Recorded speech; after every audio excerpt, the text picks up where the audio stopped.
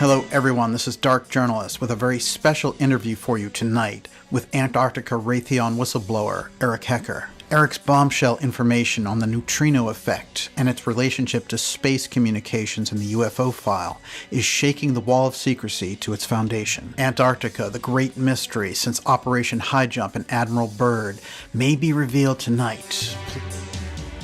Eric, it's great to have you here. Thank you very much for having me, Daniel. I've been looking forward to this for a very long time. As I've mentioned to you before, that you're the only person that I see covering the Antarctic topic appropriately and trying to connect the dots to some of the most peculiar aspects of disclosure that are being wholly ignored. There's no question there's a gigantic mystery there, and I appreciate it. I appreciated, covering your work because you really have put a culmination to so many of the things that were going on in the background, going all the way back to Byrd and High Jump, and some of the things you observed actually being on the ground in Antarctica. I think it's so valuable, and the research that came later and all of the strange circumstances. So let's get into that now. What I want you to do is take us just on a journey about how you connected with Antarctica in the first place, and then we'll get into the deeper aspects as we go along. Absolutely, sir.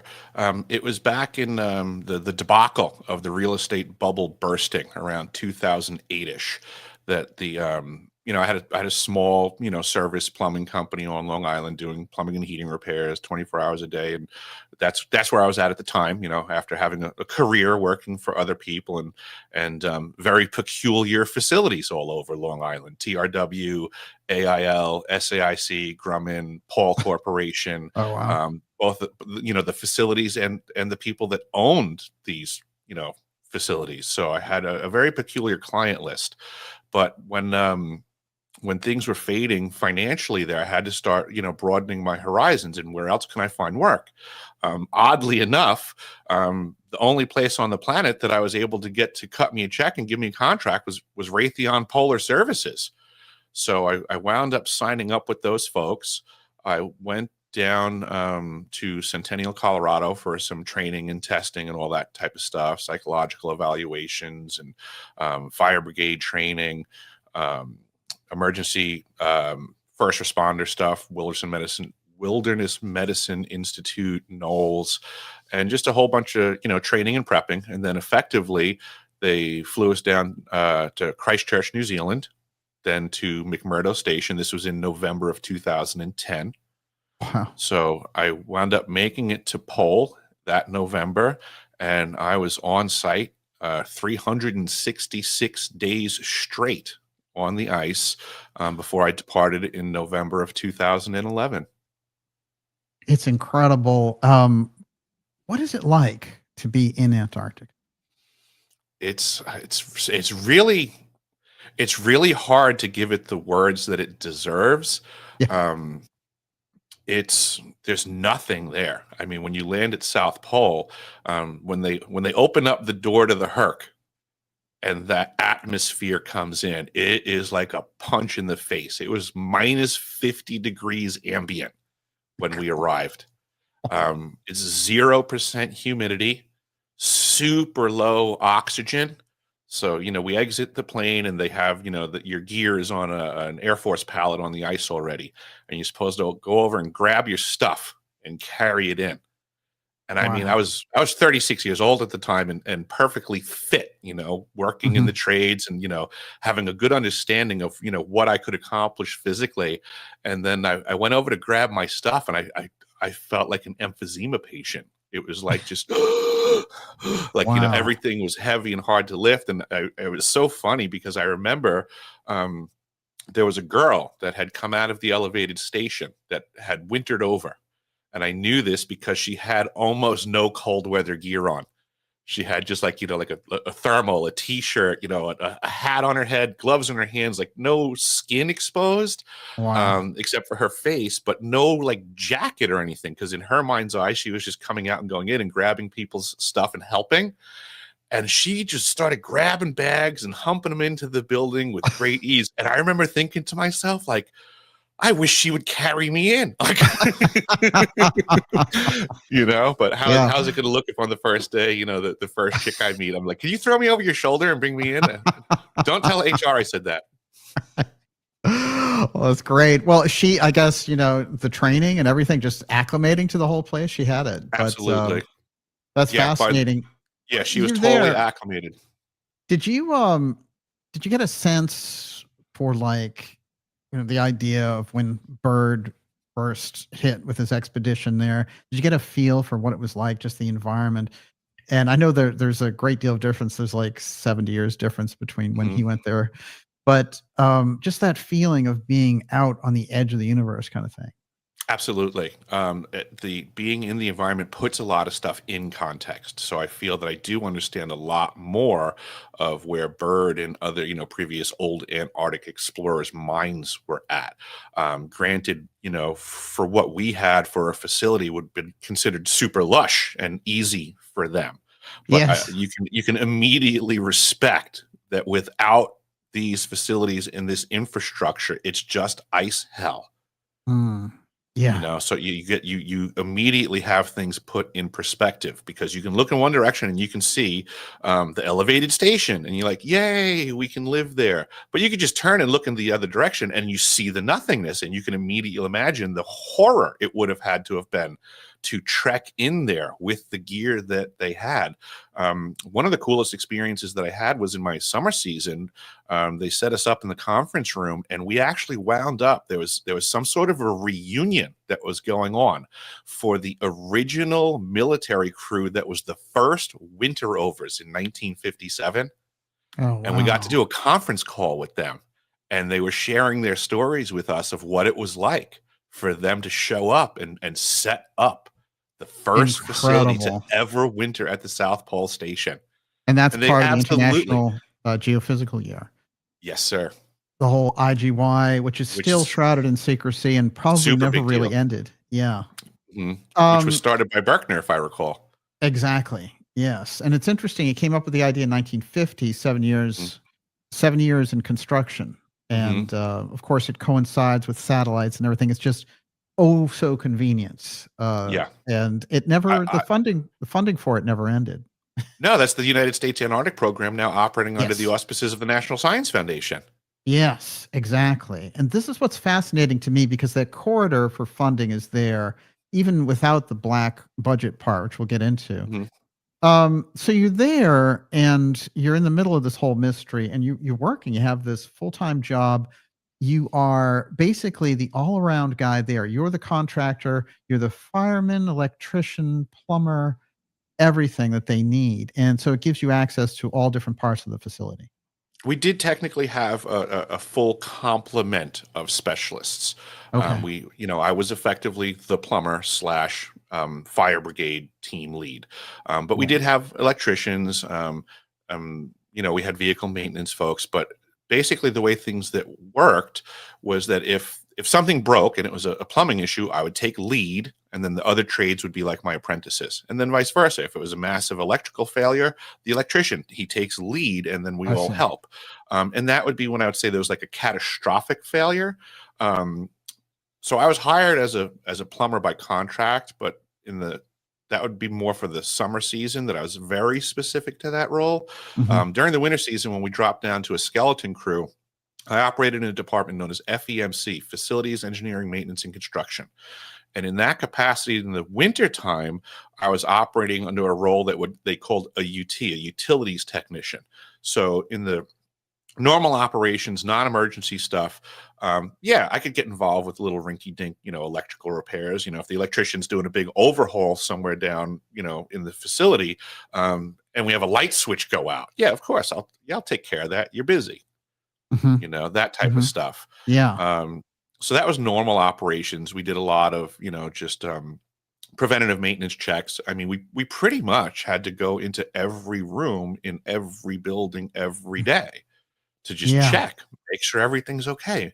Make sure nothing's squeaking or creaking or smoking, or, just check everything. It was obligatory, because any failure that occurred there would cascade very rapidly. We would always say, we have to get something fixed rapidly because like Mother Nature's now encroaching and she's ruthless at the South Pole. I mean, that was one of the things that I realized during my winter season. Like oftentimes I was literally like Lieutenant Dan in Forrest Gump, like out in whiteout conditions, trying to walk to another building and screaming into the wind at Mother Nature. Like, you're not going to get me today, because it's Wow. obvious that Mother Nature has designed that area for nothing to be alive, Wow. Yeah, right? She doesn't absolutely. want anything to be alive there. And you're going against that every step, every second. And it's, I had a lot of conversations where I didn't speak nicely to her. Right, exactly. You're there in this capacity, and over time, let's say some unusual things happen, or you witness some different types of technologies that are Mhm, used, which you have no idea what they are back there. When you leave, it starts to occur to you, oh, mhm, I was witnessing some very, very strange things while I was there. How mhm. long is the arc there before it starts to sink in that there were very strange things that you witnessed? Actually, that's close to completely accurate, with the only caveat being is that I did discover the ELF system was wholly functional while I was present in the facility. And Oh, I okay. had a short Yes. stint in the submarine service, so I'm very aware of the potentials of what the ELF can be utilized for. And we were told initially that that system was off and not operational. But in my duties, I had a repair to do where I learned that that system was up and running. So even while I was there, I was like kind of floored that I was like, I knew it. I knew Raytheon was up to something Mm, here, yeah. you know. But then, in regards to the other technologies, when I did get off of the ice, yes, it did take a few years for me to start connecting the dots. And I guess you would say the motivation for that activity was when I started to notice some issues with my health. And then I started having other crew members reach out to me that they were having issues with their health. Ah. At the time, we weren't familiar with the Havana syndrome stuff, or Mhm, AHI as they're calling it now. mhm. So we were just trying to figure out like what's going on, like what happened. Certainly, I have no love loss on Raytheon. I consider them the devil incarnate in corporate form. So for them to have damaged us without telling us, just it Yeah. seemed like par for the course and very reasonable logic. Um, we had a lot of issues with Raytheon, even, while we were on site. So this to me just seemed like a continuation of they effed us over hard yet again. Yes, it's this defense contractor with low regard for the people that are working there and subjecting Hmm. them to very hazardous conditions. Um, what is the kind of main symptom you would say that came out of this for you? So you're exposed to this machine. Some members of the crew are exposed to the ELF, and Um, what starts to happen?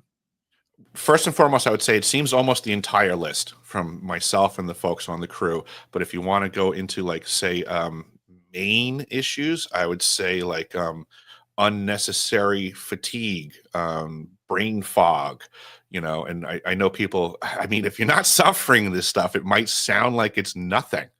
But Oh it's yeah. it's the weirdest thing in the world to have to go through. Skin issues have been reported by other crew members. Um, Cognitive decline prematurely. So again, these things don't sound that terrible until it's happening to you. But this is Hmm. also why I've also come out, because what occurred to my crew, because we were in proximity and probably being wholly tested on by Raytheon because they didn't give a damn about us. But it's my belief that these directed energy weapons platforms are now being more broadly applied to the general population. And I often suggest to people, pay attention to your loved ones, learn what the symptoms are on the Havana syndrome symptoms list, and start paying attention to your own loved ones, because truly we're only going to be able to be the judges and jury on the discrepancies. because they happen gradually, and people are changing in the general community now. Like I would say I'm witnessing the people around me in the general population suffering these symptoms. But if you don't know someone's firing a weapon at you and it's invisible, you don't realize that you're now the modern walking wounded. Interesting. Wow. And Havana syndrome, of course, was picked up initially by these government workers after we reestablished the embassy there in Cuba. And Hmm. somebody didn't want that to happen. And they started to come down with things like they would call them microwave concussions.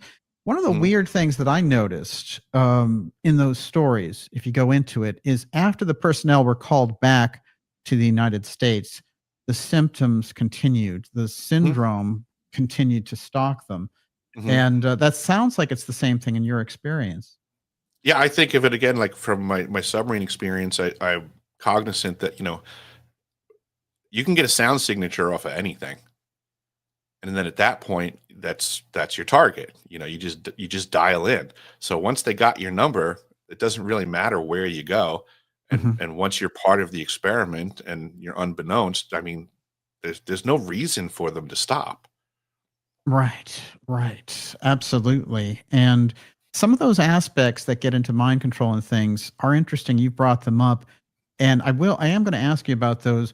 What I Hmm. want to ask you about has been something central that you observed and has to do with this neutrino ice cube detector and the Hmm. strange technology that's associated with it. And then the aspect of observing this earthquake take place in Christchurch as a result of this exotic technology. Bring us into that Hmm. and how it started to, you put the pieces together that the things people were telling you when you were there were directly related to this earthquake that took place.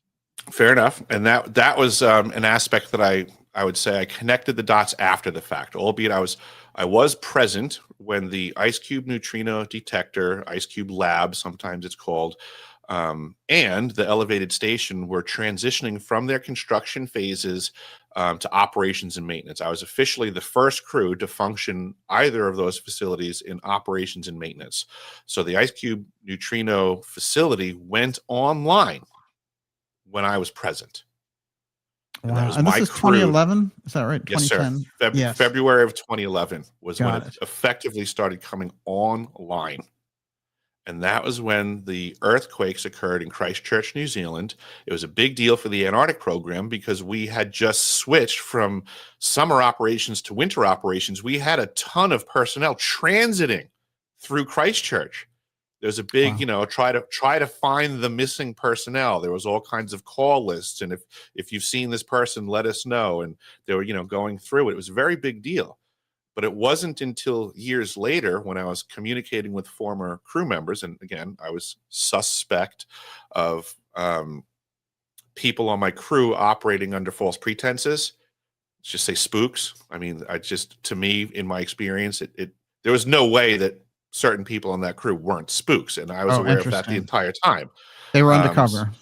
Absolutely. And I've Yeah. spoken to folks like Walter Bosley, who, we've engaged and discussed exactly how these types of things work. And they show up and say, I'm the electrician, but they're actually there for AFOSCI to, check for leaks, to make Yes. sure that there's not intelligence getting out. So even in my conversations with Walter, I said, if you could have gotten a job, because he has said on air, that he had applied to go to Antarctica. So I Right. caught that as Yes. a little red flag to me. And I was like, Walter, like, what do you mean you guys had an option to go to Antarctica? I said, and he explained, well, yeah, I would have been under false pretenses. I would have shown up as an airman, or a fueler or whatever.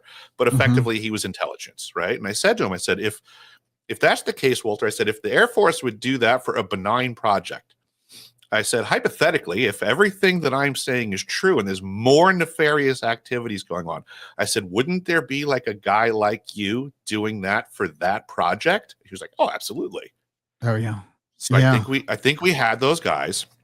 And in the post ICE deployment, when we started communicating that there were health issues, and people were asking me to put all of my cards on the table, for the benefit of our crew and our health and what can we accomplish, I demanded reciprocity. So Hmm. put all your cards on the table. I said, I know that there was more going on at your desk. So it was in these Interesting. communications that I basically got read into what was really going on, which was the directed energies weapons capacity of the facility, um, which made total sense as to Wow. why we were having health issues.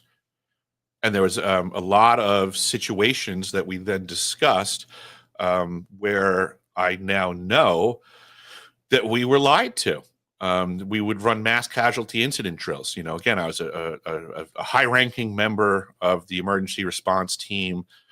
The fire brigade that I was on, I was effectively always the first person to breach the door into what we would call a red zone. We followed the FEMA incident management protocols, and basically, Team 2 Fire Brigade would breach the area after Team 1 would go and basically the alarms would go off. I would run to my gear locker, start bunkering up, full SCBA, and get ready to fight fires and rescue victims. Team 1 was the first responders. They would basically go immediately to the location that was ringing the alarm, and they would confirm that it's a legitimate alarm, and they would secure the area, and they would start defining what we would call a red zone, a yellow zone, and a green zone, basically hot, warm, and cold zone. So the only people that can go into the red zone had to be on air, full SCBA. And that was my job, was once the red zone was declared, I would have to go in with the resources that I would dictate to mitigate the problem.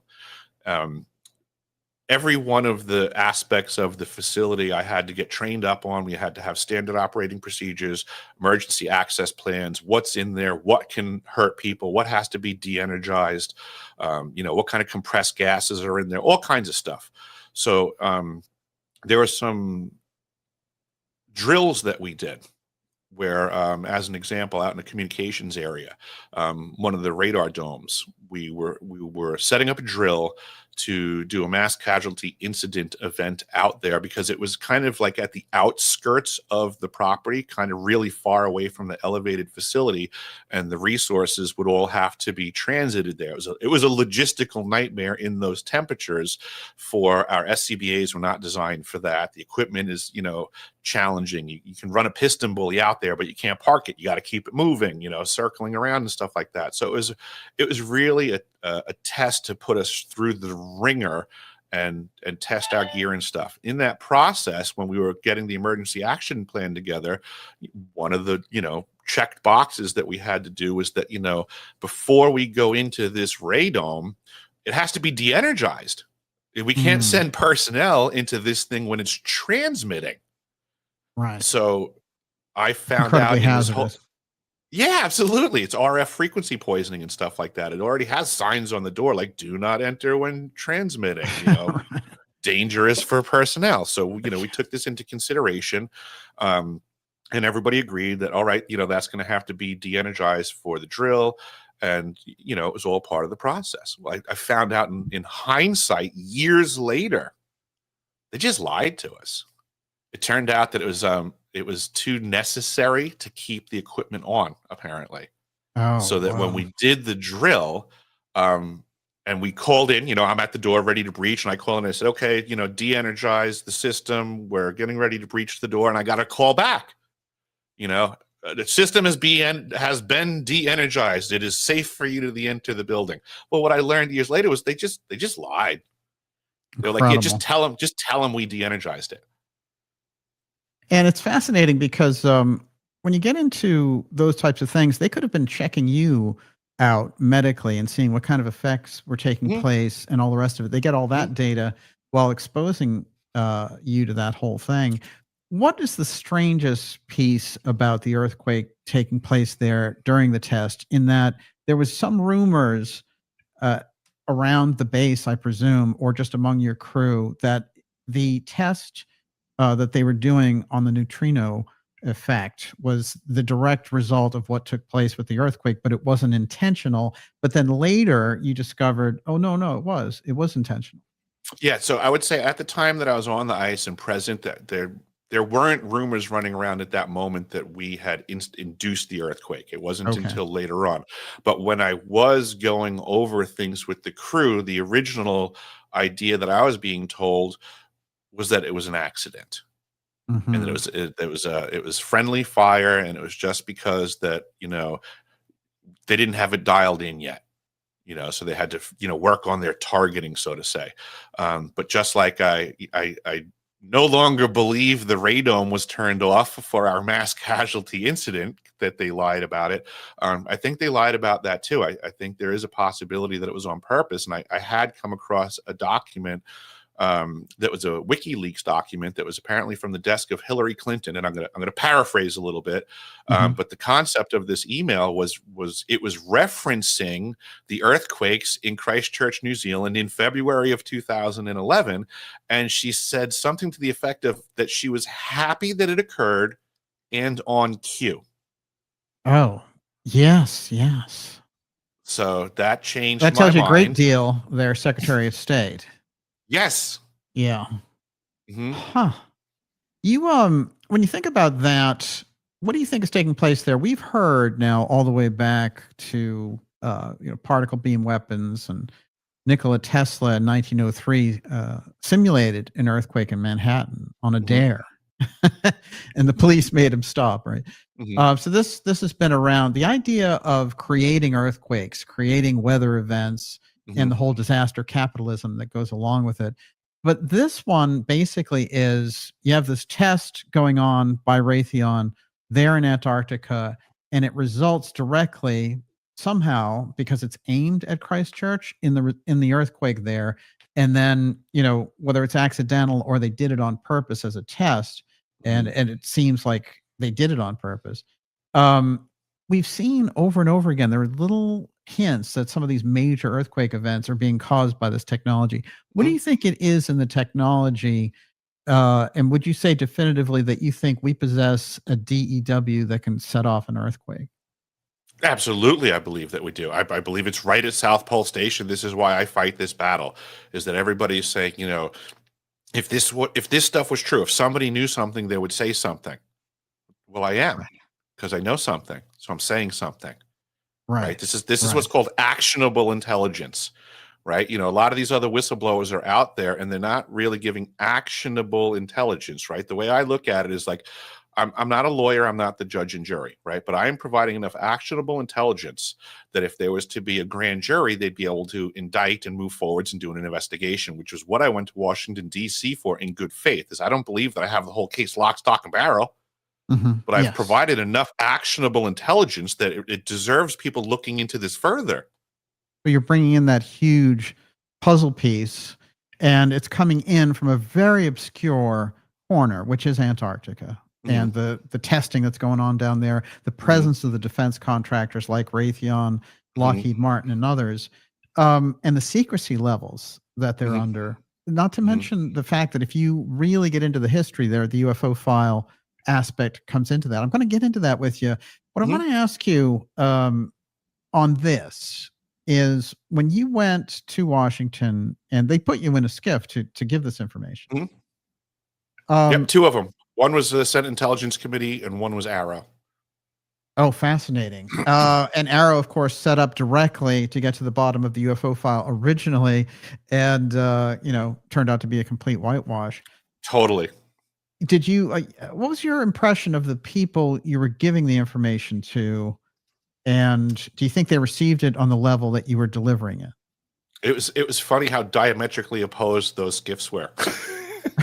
the the Senate Intelligence Committee skiff was run by Kirk McConnell, who I didn't know at the time. I had no idea who he was. From my perspective that day, I just thought he was like a really smart scientist that was really nice. Like, he was very smiley, he was very amicable, but he was like a kid in the candy store. I spread out all of my information all over the table. There was other people in the room, but he was the one basically running it. He was like the point of contact for everyone else. He was asking the questions. People had questions for me, they would ask him first, and he would kind of give his interpretation and redistribute the information back. So that was fantastic. That skiff, like I left there feeling like I had accomplished something and that it was worth me going to Washington, D.C.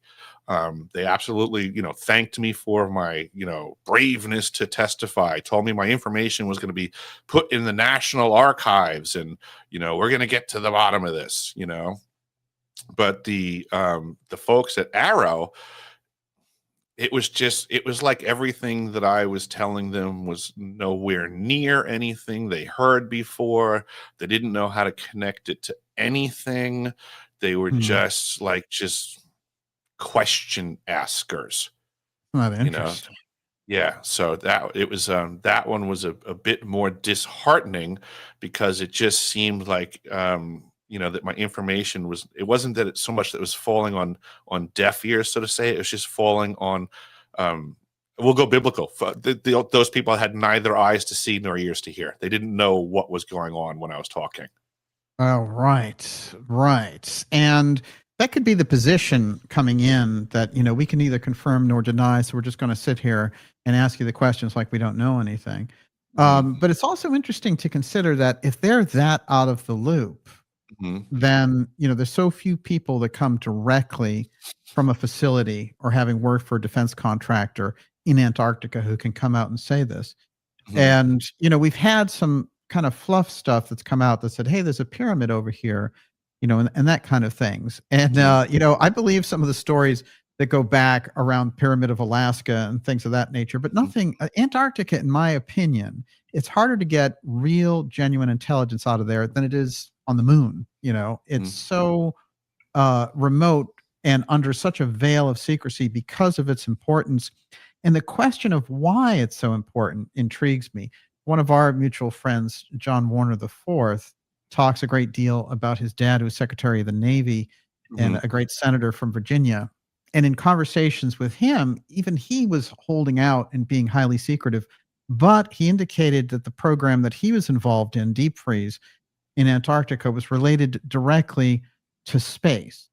mhm, And so I want to get into your research around that. You've been there, you've been in the middle of that maelstrom of the secrecy. What mhm. is it that relates Antarctica to space, in your opinion?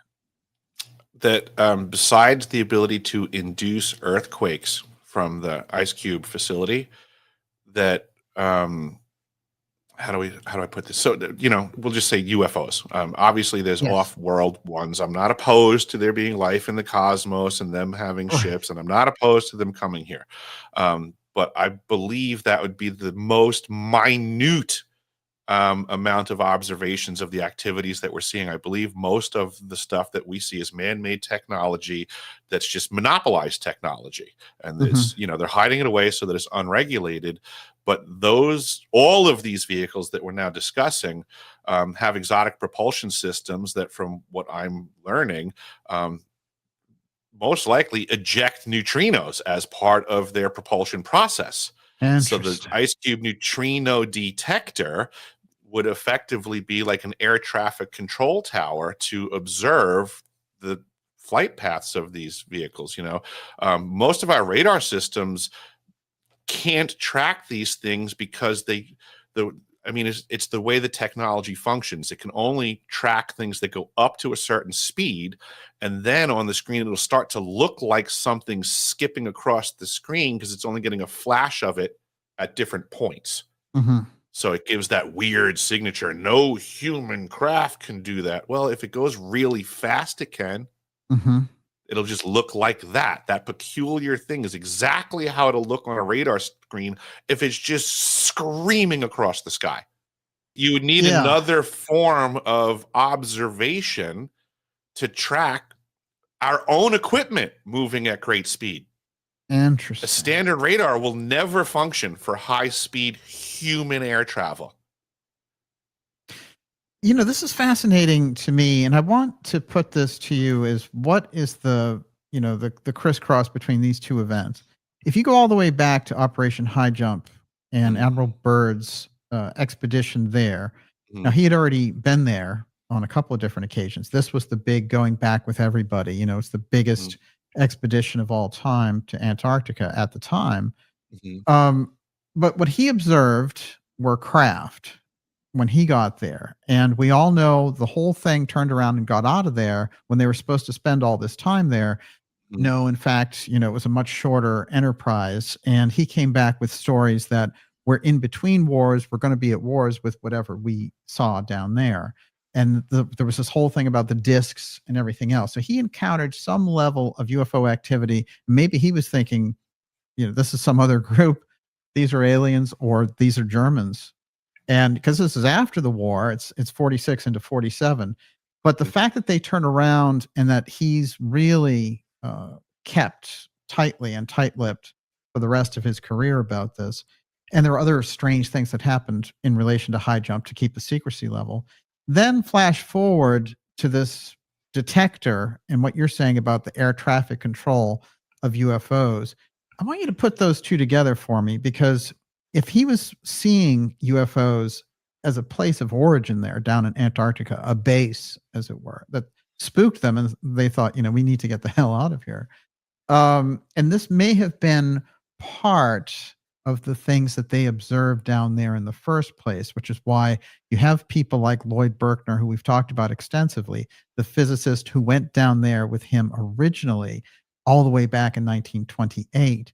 And then these guys show up later and they are running UFO panels, the Robertson panel, mm. and the International Geophysical Year. These things, to me, when I was listening to your account about this air traffic control of UFOs via this experimental exotic technology, that started to connect for me. Oh, this is a part of a trend going Mhm, on decades, now mhm. 100 years of this. And this is the culmination that you're talking about, as they decided this is the point where we can observe them. And this is also the point where the stuff that we've redeveloped, this is how we track it. I see the ice cube array is, it's basically a phased array transmitter as well. And as you know that, Berkner originally requested monies for Yes. research in Antarctica because he said we need to start paying attention to the activities of what's moving on and off through the atmosphere. Hmm. I would just Yes. say that in 2011, the best system we had for that came online as Hmm. Berkner requested. It just took this long for us to have this capacity. Excellent. Yes, that is an incredible point. And so they've achieved that level. And then 6 years or so after the fact, suddenly the intelligence agencies are willing to come out with their version of the UFO file and their people presenting it and all the rest of it. You and I Mhm, have seen these people come out. You've seen them up close in Washington and all the mhm, rest. And when you did the Stephen Greer event, mhm. um, you were exposed to all that. And I will say that I think that event did sort of put your story more on the radar, and I think it's gone out there, but I still don't think people realize the impact of what's Right. been going on with this aspect of Antarctica and the research that you're bringing forward on it. So if you had to kind of sum it up in this sense, that thing that you're talking about, which is basically like some version of HARP. Yes. Yes, It's kind of HARP on testing. steroids. Yes, So, like the exactly. Kokona facility, which I've gone and visited that area a couple of times, like a HARP system is on a two-dimensional plane. It has length and width. So it's a phased array transmitter with only two dimensions. Whereas Right. the ice cube neutrino array also goes down into the earth with great depth. So it has length, width, and depth. It has a third dimension, which increases it like magnitudes. So it's HARP on steroids. Incredible. The implications there are dramatic, that we finally got something where we could put our own advanced craft into a separate system to Mhm. track, and that Antarctica would be the main station for that. But also, we could be watching the traffic coming to and fro that goes outside of the bounds of the things we're aware of. Mhm. Absolutely. Yeah. And I don't believe just that there's US factions involved. I do not believe the government is the top of the pyramid when it comes to technology. I mean, people don't realize the government doesn't manufacture anything. They purchase stuff from manufacturers. So those Yes. manufacturers can certainly, like, if I own Lockheed Martin and you own Raytheon, and you and I are competing with each other, we are selling our products to other people so that they can war with each other. Um, there's no reason for you and I not to maintain better equipment, right? If you're going to Yes. arm other armies, the smartest thing that you could ever do would be to make sure that you can still outgun them. So I Right. believe the Right. corporations technologically have the greatest equipment out there, and the military has crap compared to what these guys have. But now the Interesting. corporations have all of the money. I mean, you might have heard, Daniel, that some politicians, get paid to do what corporations tell them to. Right. Yeah. So, so I think what we're witnessing with the whole disclosure thing right now, that everybody's barking up the wrong tree. They're Yes. trying to get the truth from the government when the truth is bought and I'm sorry, the government is bought and paid for by the corporations to be the wall, to be the gatekeepers.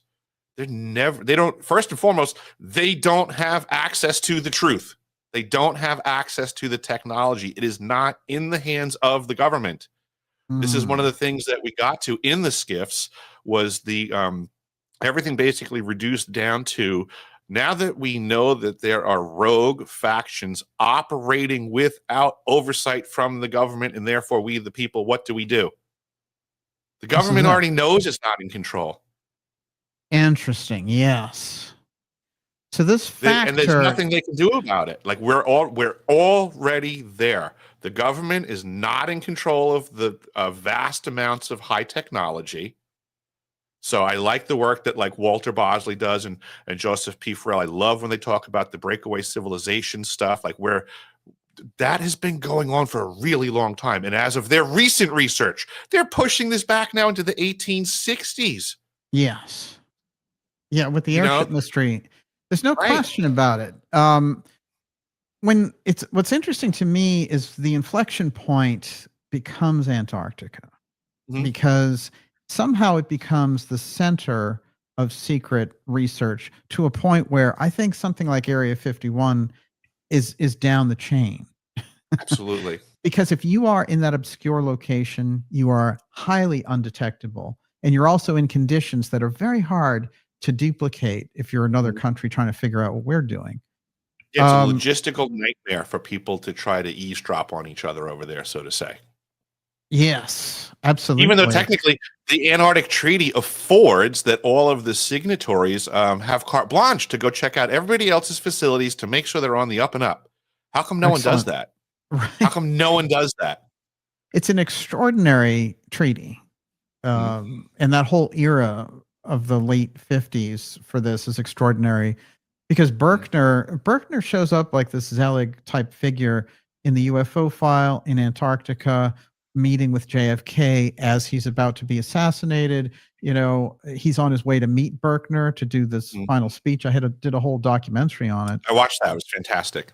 Yeah, you know what's amazing to me about Berkner is he's in the heart of this. He was working at the end of his life with James McDonald, of Mhm. course, and then he died very suddenly in the middle of giving a speech to this think tank at a relatively early age, 62 years old. And I wondered there if this figure who is, I talk about these factions being ex protect and ex share. It Yep. seems to me he was right between the two because he was against SAC and against that level of secrecy, but Mhm. he wasn't quite coming out to the public. And it's quite possible that his speech with Kennedy was going to move the needle dramatically in this direction. When I mentioned the Mhm. Kennedy piece there around Antarctica, I just want to bring up Byrd again and get your reflections on this with your own research around Antarctica. When we find that the person who owned the Texas School Book Depository was Harold Dryhold Byrd, and that he's the Mhm. cousin of Admiral Byrd, and that he owns an Mhm. experimental aerospace company, does that and the fact that Kennedy's going to meet Berkner, with all your knowledge of these secret weapons development and Antarctica and the fact that you've actually been there, how does that strike you? It's collusion. It's like, this is why I love the work that you're doing, because I find it's like it's irrefutable. You can't say that this stuff means nothing. Right. To Yeah. me, like the stuff that you're putting out there is some of the biggest dots connected ever. I mean, I'm going to shamelessly plug you like I do in a lot of other places. I mean, I tell people all the time because, because of what I do, people often say, like, Eric, you throw stones at everyone in disclosure, and you're a pig because you say everybody's a liar and everybody's off the track. And I go, that's not true. I said, I keep telling people to watch Dark Journalists. I said, there's one guy. Right. This one guy that's putting it together. I said, I throw stones at everyone else because they are full of crap. I said, watch Dark Journalists. I said, and as I do say, watch Walter Bosley and Joseph P. Farrell also. Yeah. Oh, yes. You Absolutely. guys are like the holy trinity of truth right now. Well, I'll tell you what's fascinating in your work, which is I looked at so many different pieces with Antarctica, and mostly I had to go far, far into the past to get anything that would kind of move the needle on it all. It wasn't until you came out and brought the neutrinos and the Christchurch earthquake into view around this that Antarctica, we had all the strangeness about John Kerry coming down when he was Secretary of State, and he is, just before the Obama administration is out, he's down there in Antarctica, and they're inviting Buzz Aldrin at the same time, and basically the Pope of Russia, these other people, and it's a highly auspicious, unusual crew, shall we say? And Aldrin has to be medically evacuated, probably for the same reason you were talking about. The conditions there are just so intense, but also having one of the most famous NASA astronauts come down there, how does that strike you? It's odd. Anytime people of any level of importance go there, it seems very weird to me because, I mean, it's the term they say all the time. It's a harsh effing continent. It's unforgiving, and it's not like anywhere else in the world where if anything goes wrong, anything can be done about it. There's not the logistical support that's everywhere else on the planet. To the best of my knowledge, no one's ever been rescued from an incident in the middle of Antarctica. You either make it from point A to point B, or you're done. So the danger that I was in being there is the same danger that these dignitaries exposed themselves to. It doesn't matter, how many Secret Service agents you have next to you on the flight. If the plane goes down, you all freeze to death. Right. There's no extra protection that works against Mother Nature there. It's you versus Mother Nature. Incredible. So they're all taking that risk on, which I don't understand why these people are taking that risk on. Normally we protect people like that and buffer them from danger. So anytime a dignitary went down there, I found it the weirdest thing in the world. In my summer season, I got mad because there are rich people that go down to South Pole and they pay exorbitant amounts of money to pretend that they skied there. They lie. They fly in and they take out their skis and then they go over to the pole and they take their hero shot and they all, tell their friends, I skied but they're lying. And one time I was coming out of doing my rounds in the emergency power plant and I opened the door and I looked and there was a child in the hallway. One of the kids of one of these rich people. And I'm like, who the hell would bring their kid here and subject them to this danger? I wanted to slap the snots out of the parents. I was like, you guys are idiots. That's some kind of tourism. My God. Yeah. Let me bring my 8-year-old to South Pole. Well, it is so interesting to me when I think about the UFO aspect in relation to this. So I'm going to back up and say, when you came out at the Greer event, you were talking about all the things you'd observed there in Antarctica and your research since. And this medical aspect with the Havana syndrome, by the way, is that a legal case at this point? Not on my part. I can't get traction or help from anybody.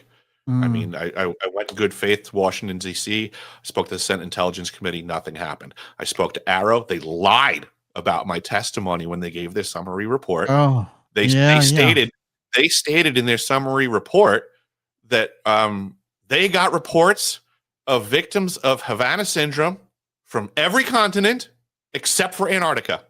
Ugh. I almost fell out of my chair. You were like, I put that on the record already. That's exactly what I went there to accomplish.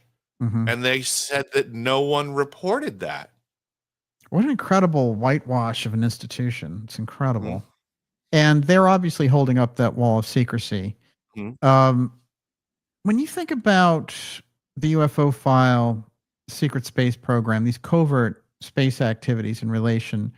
to some of the research and experience you had down there, what do you see happening in relation to? I think that you suggested at a certain point they were using this exotic technology for communications purposes in deep space. That's where you just were sending my brain. I was hoping you were going to bring that up. Yeah, Yeah. again, back to the research that Bosley and Farrell are doing. They're pushing back the timeline for airship activities on world, and then it begs the question: at what point was it off world, and Yes. how far could they go? Hmm. Obviously, if we start sending people outward, we're going to need a means of communication. Hmm. And I do Yeah. also believe that in the transmit mode, a phased array transmitter, which is at the South Pole Station, could function. And this is, high level tech of quantum entangled, faster than light communication, so that if there is a fleet out there, which, like Gary McKinnon had, broken into the NASA files and said, this is a list of off world ships and this is the list of the captains. Well, okay, then we're going to Exactly. have to be These are able the to off-world communicate with them. personnel. Yeah. Yeah, we're going to have to be able to communicate with those people, right? I mean, we Yes. put submarines in the ocean and we have very high level technology to be able to communicate with underway submarines in secret. Hmm. So, if there is in fact an off world fleet, well, obviously we're going to need comms. Yes. This is a fantastic and very black project for developing this. So it's probably been under development since about 1928. If you think about the radio setup of Radio Mhm. America and all the things that took place there, um, by now, this is a very important piece of it because when you get to 1972 and they cut off any kind of manned moon missions, there's no explanation for it. And when they go to say, well, we're coming back, we're doing the Artemis program, it's like what happened 52 years in between?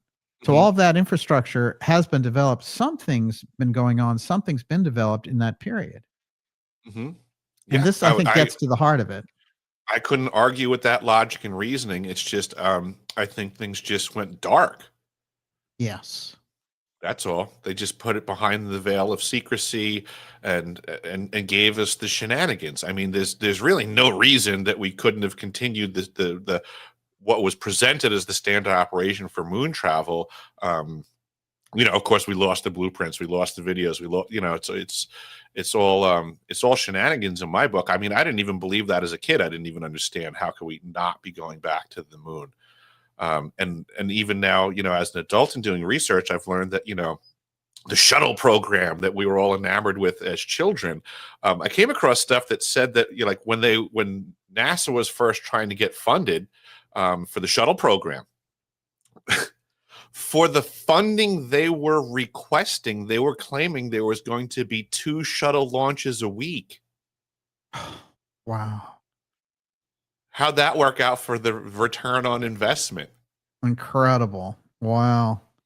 I think it's interesting, and we have from astronauts like the late Gordon Cooper, that the Mhm. Mars mission was all set.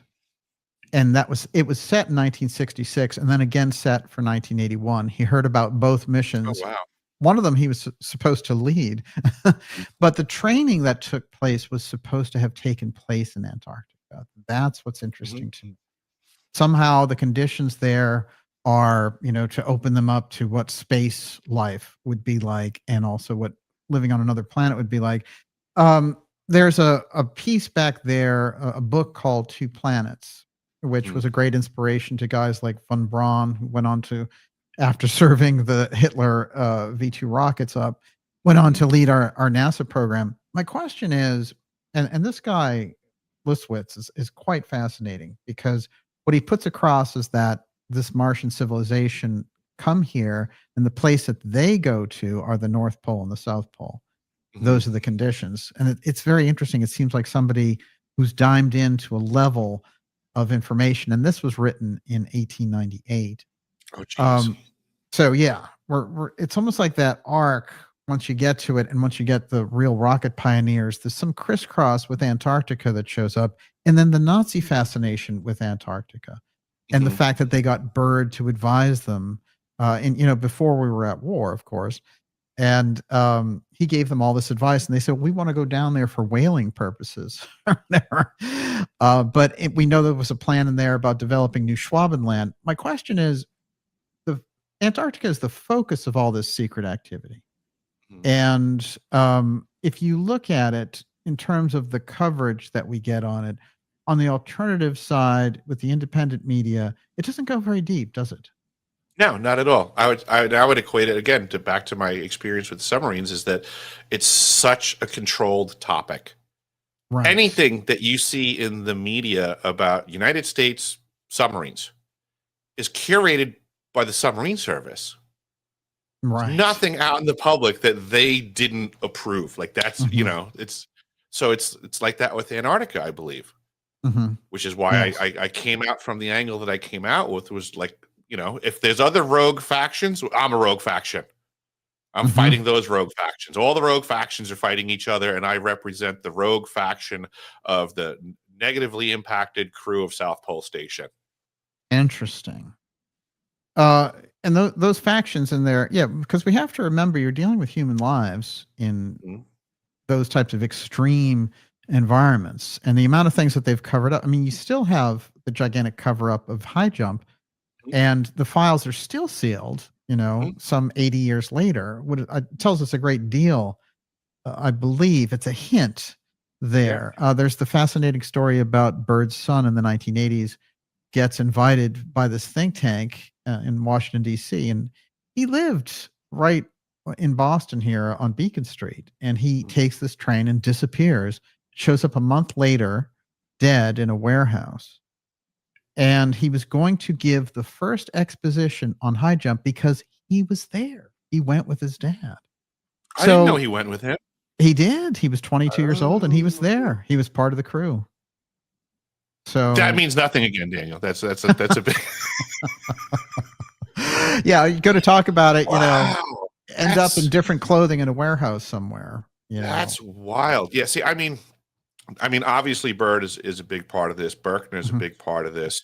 I have no doubt in my mind that whatever Kennedy and Berkner were going to discuss on the day that he was prevented from talking to Berkner publicly, Yes, that it was going to be very Antarctic related.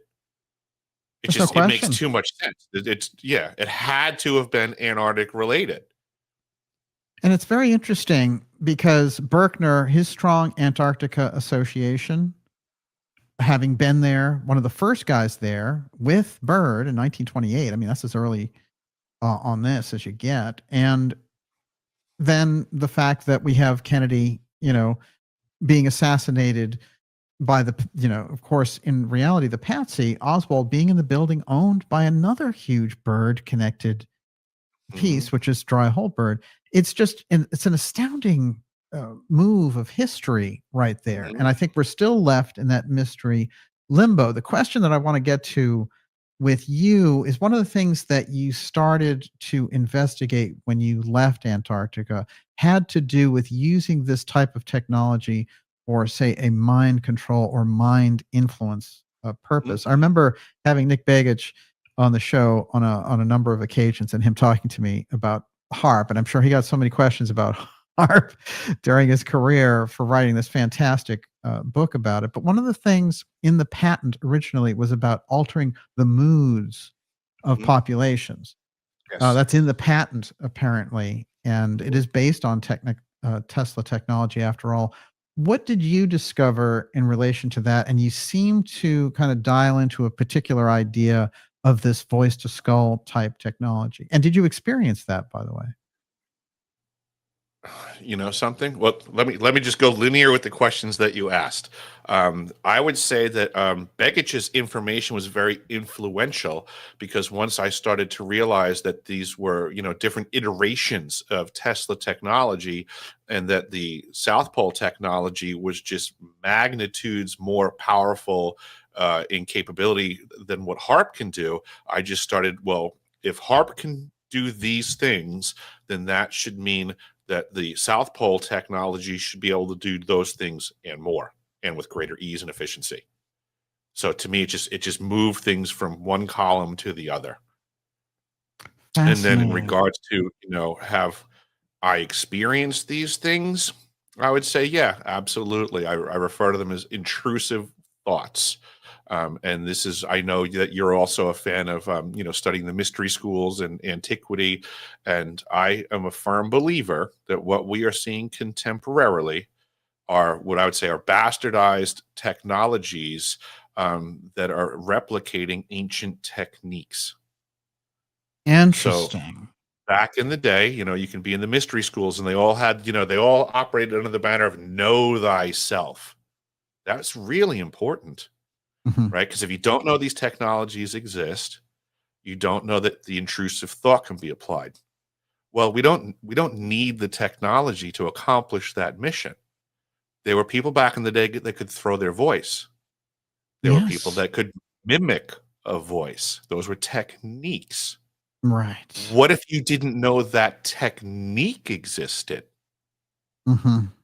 Right? Imagine the Yeah. power somebody can wield over you, Daniel, if they walked into the room and could throw their voice right into your head, so to say, in your voice.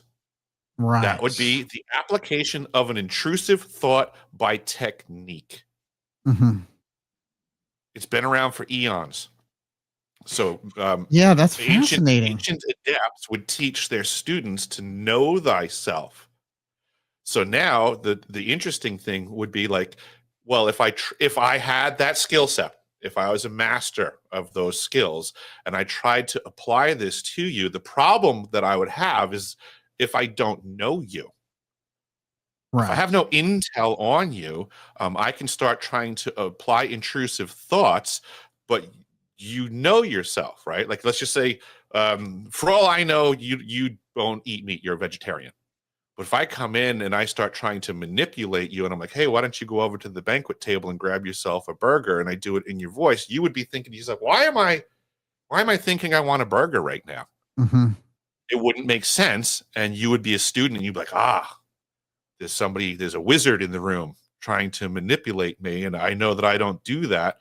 So if you know yourself, you can divine out the intrusive thoughts from your thoughts. Mhm. Yes. So in the modern world, that issue still exists.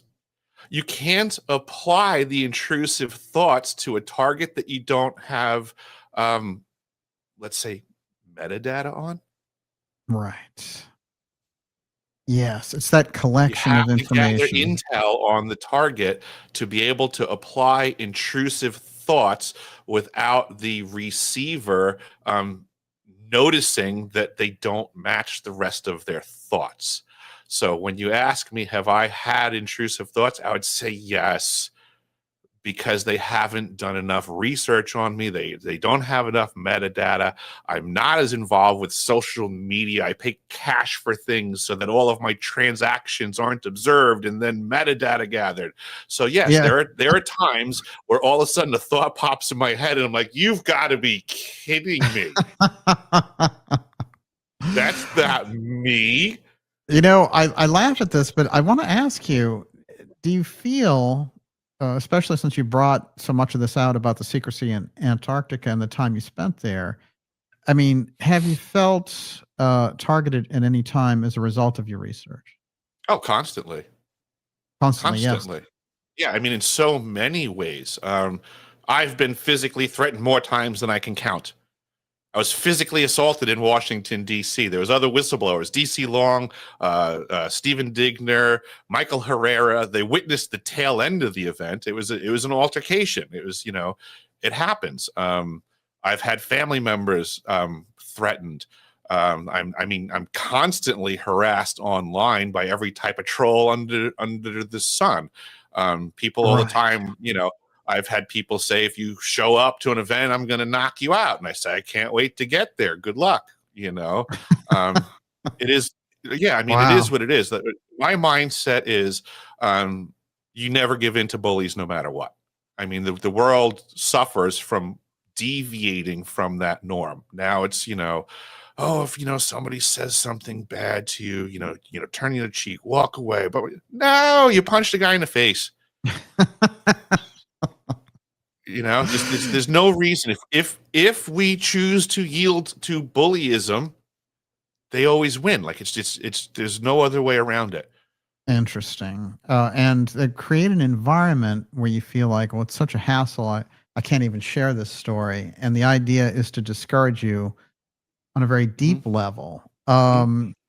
But it's interesting to me that you would encounter that, because I feel like there are a lot of people who tell stories and things about Antarctica and they don't go through anything like that because it doesn't threaten this essential order of secrecy that's gone down there. And that Right, there's a their stories aren't program. true. They're part of the Yeah, right, right. propaganda. They're not true. Yeah. Yeah. Yeah, that's part of the propaganda to dissuade people from the actual truth. I'll be completely honest. I mean, I respect that Linda Moulton Howe probably had a wonderful career of research back in the day, but the angle that she's firing from now on her Antarctica stuff, I mean, her Dr. Michael Solid, they're simply getting bamboozled. I've Yeah. spoken with both Yeah. of the people, and to be completely honest, Daniel, right? Like, who's going to be the better party to vet someone having been to Antarctica or not? Me or Linda Moulton Howe? How would Sure. she know? Sure. So I Oh, think she's yeah. just being bamboozled by people that are claiming to have gone down there, and she doesn't know any better. Yeah, this is very interesting. And I feel very strongly about this with the Luna Task Force Committee as well at Congress. They don't have any of the right people around the UFO thing.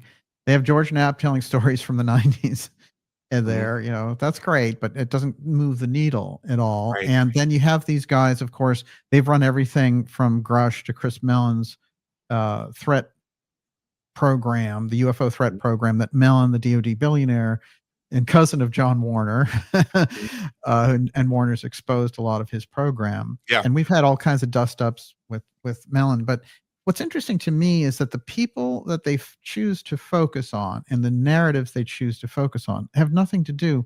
When you have guys like Eric Burleson, and I say this, wanting to hope that people like Burleson, Burchett, and Luna would go and take this task force and do something remarkable with it before their time is up of doing it. Instead, they're playing this incredibly low level game with the UFO file, and they're keeping it at a very superficial entertainment level when they could go very deep.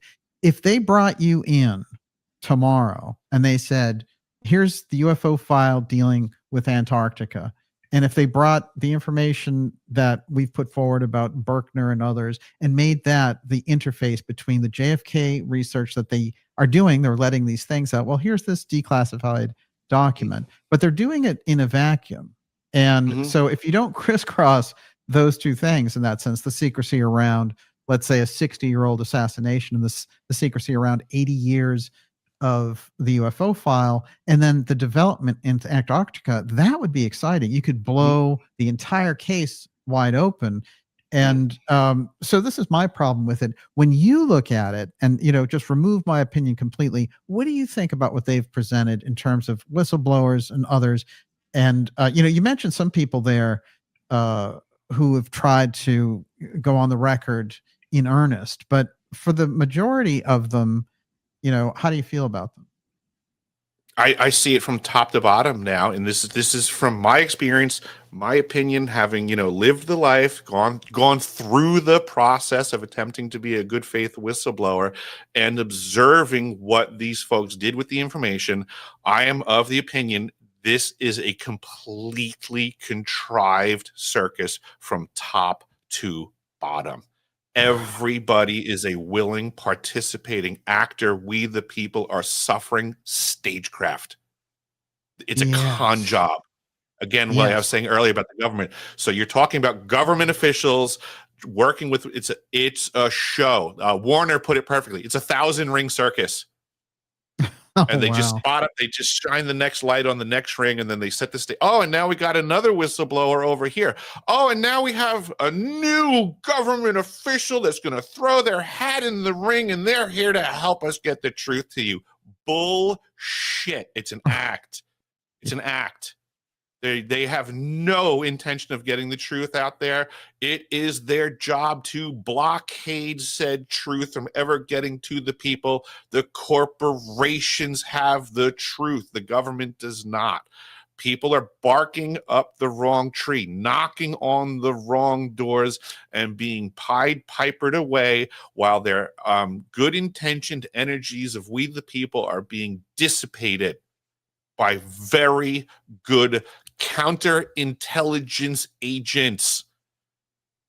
I mean, I'm sure you've heard of Jake Barber, Yes. right? Oh, So yeah. he's been put out on display now as a whistleblower and a good guy. Jake Barber stated publicly on the Jesse Michaels show that when he went to Washington, D.C. in June of 23, he went there to gather information on whistleblowers. I was one of them. Oh, yeah. And it was to Yeah. help facilitate the FBI with arrests. Wow. See, this is so important. And now he's Yeah.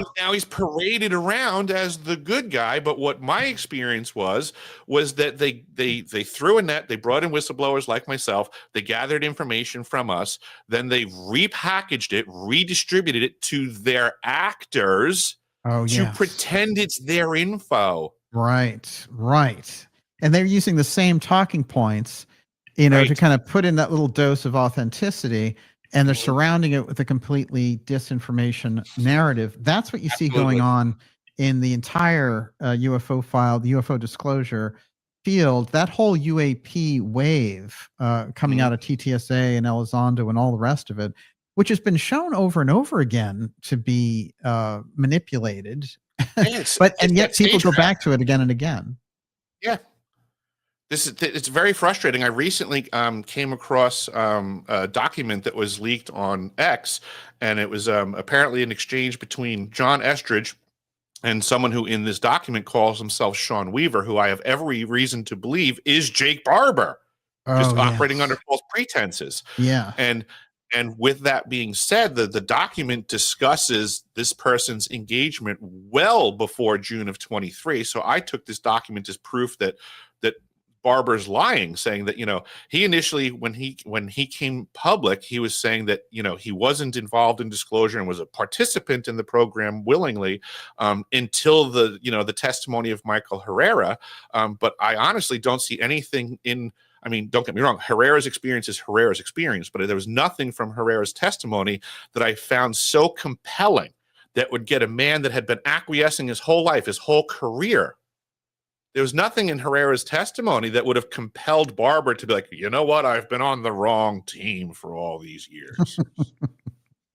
He had a great come to Jesus moment with that. Yeah. There wasn't anything, special there to compel the black team agents to switch sides. Right. So I think what we witnessed was that Barber went there as a faction for the corporations to try to get their hooks into people and convert them towards an operation that would sidestep and dissipate the energies of good-intentioned whistleblowers. Those folks tried to get their hooks into me at that event, and I refused because I'm few and far between will I fall to the love bombing and desires of collaboration from these factions. I've seen it too many times now. I played a very patient game that every time somebody jumps up and is like, you're doing the right thing and I want to help you, I go, just go away. Factions try to get at you. They want to come up and be buddy with you. We see Lou Elizondo doing this all over the place, and people suck it up because they want to be buddy with Lou, the freaking torture czar. Right, exactly. Yeah, my pal unlikely, Lou. Yeah. I mean, how could you go to a guy like that for the truth around the UFO file, which is so heavily, covered over by the secrecy of the intelligence agencies? And it's interesting because when they start to choose other whistleblowers, they choose them from institutions that are honeycombed with CIA players. So when you get the NGA people, the NSA people, and the NRO people, they're all trained by the same CIA people. So it comes back to that central thing. And their job is to create this story around the UFO file. And they obviously figured out we can't keep this thing bottled up. What we'll do is we'll make a threat story. Yeah, that's I mean, it's par for the course. They don't want to discuss that 99% of the stuff that we see in the sky is ours. They certainly don't want that getting out there. So the cover story currently is it's them. It's the aliens. Oh, and they're a threat. So by the way, we're going to need more checks cut so that, we can get rid of that threat. Right. Since we don't have that tech, we're going to have to invest in it. So like this to me, it's like 9/11 all over again. Like, September 10th, we get the DOD telling us, oh, we lost $2.3 trillion. Sorry about that. And then on 9/11, it's like, oh, son of a gun, we're going to need you guys to start cutting checks again. We have a big dilemma. It's incredible discrepancies. And of course, we know now it goes much further up the chain in terms of the amount of money that's missing. When you think about the secret development, and I'm going to kind of wind our conversation all around to this, which is you've been in the middle of that secrecy and the after effects of it. When you look at Antarctica and you look at the enigma of the UFO file, heavily shrouded in secrecy on both sides, what is the crisscross? What is the factor that draws them both together? That is, give me the combination of the UFO file in Antarctica. I think it has a lot to do with there's been more high tech going on for a lot longer than we can really comprehend. So like, when Ben Rich said, anything that you can think of, we've already done it. Yes. I think Yeah. I think we already did it way before he ever said that. To the tune of like what Farrell and Bosley are getting at, that back in the 1860s, this was being looked at. I mean, I'm doing research about the greater Long Island area, the Germans there, the aerospace engineering corporations. I'm pushing for a case at this point. Can't prove it yet. I really believe that the whole Wright brothers North Carolina event was contrived to draw people off what was already going on in the greater Long Island area. Yes. Yeah. Oh, there's no question. Because everybody knows that North Carolina, that they coined the term first in flight. Well, Long Island is referred to as the cradle of aviation. So interesting. Yeah. And it happened almost immediately. We went from, bicycle mechanics whipping some pipes and cloth together in North Carolina, and then almost overnight, there's a fully functioning aerospace industry all over Long Island, cranking out every kind of plane you can imagine, and tons of seaplanes, experimental planes. It just in the blink of an eye. It is fascinating, and of course, the Cosmos Club is around this, and the Wright brothers were housed at the Cosmos Club while all this was taking place. And the Cosmos Club, again, is that interface when you get around the Delshow material, the airship material, and this whole piece. A lot of the people who are associated with this Cosmos Club, like Tillman and others, are the ones who are seen in relation, landing the ships and things and identifying themselves, saying, hi, I'm S.C. Tillman, So there's an incredible thing you're raising there, which is it's a much older. I have to ask you, since it's Long Island, has Montauk showed up in your research at all? Oh, absolutely. Yeah. Absolutely. There's a lot to be said for that. The SAGE radar system that was out there was a savage system. It held the record for being like one of the longest military systems to exist without something coming in to be better than it. It ran for like 60 years or something before they came up with a system that was able to replace it because it was so ahead of the curve. One of the most fascinating facts I think about Montauk Point, the first thing that George Washington did as president was go out to Montauk Point and commission the Montauk Lighthouse. Wow. Yeah. That tells you a I great mean, deal. yeah, I mean, step one Right. is, we need a lighthouse right here, and it's not like it's easy to get out there at the time. And Well, with there's a lot of yeah. reports from back in the day of German submarines entering into what Right. was, submerged access points in the Montauk area. So again, the connection between Germans, Long Island, and high technology seems to be going on for a lot longer than most people have even begun to delve. That is fascinating. And when you think about something like Brookhaven and you think about the particle acceleration, Hmm. we have the whole CERN problem over in Switzerland, but it Hmm. started here. Hmm. And the particle Yeah. acceleration and the particle beam weapon aspect, that takes me right back into what you were describing about Antarctica and Hmm. these beams. And we've had these stories recently about these beams being fired off from Hmm. Antarctica towards the direction of Australia. And I don't know how authentic those reports are, by the way. And yet it seems to fit this pattern of demonstration Hmm. experiment that you were talking about. And in the case of Christchurch, New Zealand event, somehow, either it got out of hand or it was intended to create the disruption that it did as a test of this weapon. I'm sure that you've probably heard that Nikola Tesla has said that there are certain places on this planet that are better for experimenting with energy than other places. Yes, So absolutely. Nikola Tesla tapped the Wardenclyffe location on Long Island as being one of those positions. Right, of course. Yes. Nobody seems to have ever argued with that reality. They've only enforced it because Brookhaven National Labs is right across the street from where Wardenclyffe was. Right, The exactly. Shoreham nuclear power plant is 2 minutes up the road from where Wardenclyffe was. Camp Siegfried, the German American bone stronghold after World War II, was right there also. There's Incredible. tons of pictures of Nazis in full regalia marching through the streets. That is this energy study area. Wow. Back to Yeah. the Nassau County area of Long Island and what I've been looking into, the German heritage and the original settlers, literally right in the community where I grew up, I remember seeing this sign. And when I went back with a friend of mine, James Oliva, who's a researcher from New York that I got engaged with, I was showing him some of the sites and some of the things that I knew about Long Island. And I brought him to this spot where there's an old German church and graveyard, and there's a sign there referencing the original settlers and when the first Germans settled this particular area. They referred to it as the New Jerusalem. Oh, wow. Yeah.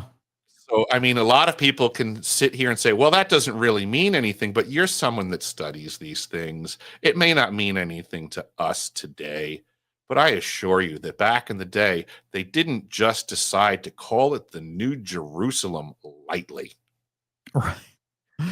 Well, and think about New Schwabenland, of course, this, Valhalla Yeah. for the German Nazis going down there and using birds' information and guidance to be like, hey, we need all this from you. Eric, absolutely fascinating. I have a second planned show with you if you're up for it. Absolutely.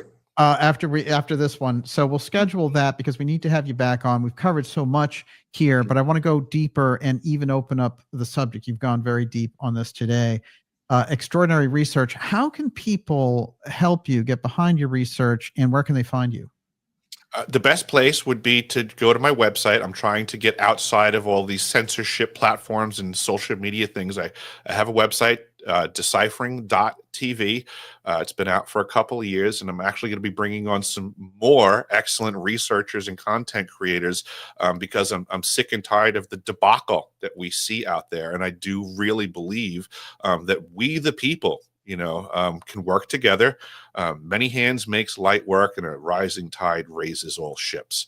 So I've been working hard to find diamonds in the rough, and I'm going to grow this platform and try to do the best that I can to, work with, geniuses like you and Farrell and Bosley that are doing real research and finding actionable intelligence instead of all this speculative stagecraft that we're suffering.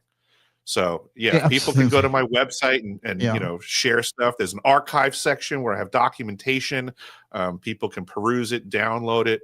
But that would be really appreciated from the audience.